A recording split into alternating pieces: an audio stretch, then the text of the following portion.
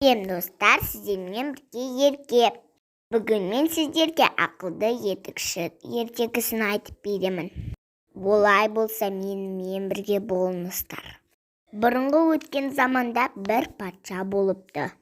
Оның әрбір жарлығын халқы екеспестен орындап жүреді екен. Халқы патшасын өте жақсы көріпті.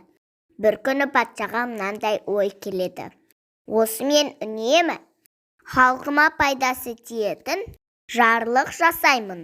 Халқым оны үнемі орындайды. Енді мен ешкімге пайдасы тимейтін жарлық шығарайыншы дейді. Халқым тыңдап орындай ма? Әлде тыңдамас па екен? Деп ойлаған хан уәзірлерін шақырып жар салады. Халыққа тегіс хабарлаңдар. Кімде басына пайда қылмасын. Бұдан соң уәзірлер бұл әмірді халыққа ескертіп патшаға айтады. Патшам, біз әміріңізді жар салдық, дейді уәзірлер. Патша уәзірлеріне ешқандай жауап айтпайды. Хан түн болған кезде үстіне ескі киім киіп алып, жарлығын қалай орындап жатыр екен деп қаланы аралауға шығады. Сөйтіп көшеде жүрсе, шеттегі бір үйде шам жанып тұр екен. Патша қайыр сұраған кісі болып, үйге кіреді. Сөйтсе, үйдің ішінде бір етікші етік тігіп отыр екен. Етікші қайыршыны көріп, оған нан береді. Қайыршы: патшаның әмірін орындамайсың ба? Қандай адамсың? Ешкім басына пайда қылмасын деп еді ғой. Неге шам жағып отырсың? Деді қайыршы. Сонда етікші: сенің онда не жұмысың бар? Ондай әмір қылған патша нағыз ақымақ екен. Өйткені мен жарлы адаммын. Күнде 4 теңге пайда қыламын да 4 теңге зиян қыламын. Міне, мен сонымен күн көріп отырмын.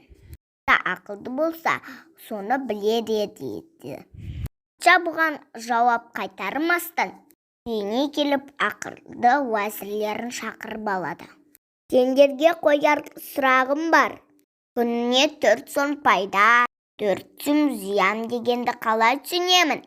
Оны табыңдар дейді. Уәзірлер 3 күн бойы сұрақтың жауабын таба алмастан әбден бастары қатады. Сөйтіп жүргенде баяғы етікші уәзірлерге келеді. Мен патшаның сұраған жауабын тапсам, сендер маған не бересіңдер? Дейді етікші уәзірлерге. Уәзірлер: 4 мың ділдә береміз дейді екен. Мен етік тігіп әр күні 4 сом пайда, 4 сом зиян аламын. Ол бұлай: 1 сомды қарызға беремін, 1 сомды ескі қарызымды төлеуге беремін, 1 сомды құдыққа тастаймын, 1 сомды әйелім екеуміз жұмсаймыз дейді. Сонда патша: әйелің екеуің жұмсағанды түсіндім. Қалған жұмсаған 3 орынның анығын түсіндіріп бер дейді. Сонда етікші былай жауап қайырыпты: 1 сомды қарыз дегенім қартайғанда өзімді асырар деп балама беремін. Ескі қарызым дегенім әке-шешеме беремін. Ал құдыққа тастаймын дегенім қызым бар, соған беремін. Екен етікші. Сонда патша: бұл етікші ақылды адам екен деп өзіне уәзір етіп, мол сыйлық беріпті. Осылайша етікші өзінің ақылдылығының арқасында бай қуатты өмір сүрген екен. Мінекей достар, осымен менің ертегім аяқталды. Егер ертегім ұнап жатса, лайк басып кетіңіздер.